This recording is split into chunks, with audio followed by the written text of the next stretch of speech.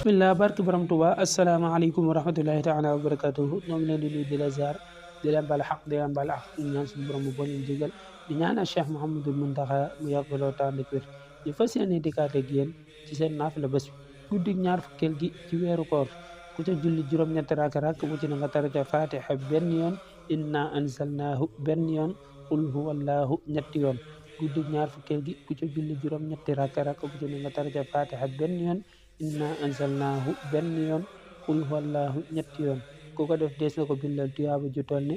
limub mboolem lu nit masa def ci lu baax te dees na ko jéggal mboolem bàkkaaram yëpp yu njëkk ak yu mujj te dees na ko musal ci lëndamuk bàmmeel te yonent bi sallallahu taala alayhi wa sallam lay àndal dugg àjjana yal nañu yàlla nangu leen wasalaamu aleykum wa rahmatullahi taala wa barakatuhu jërë ngeen jëf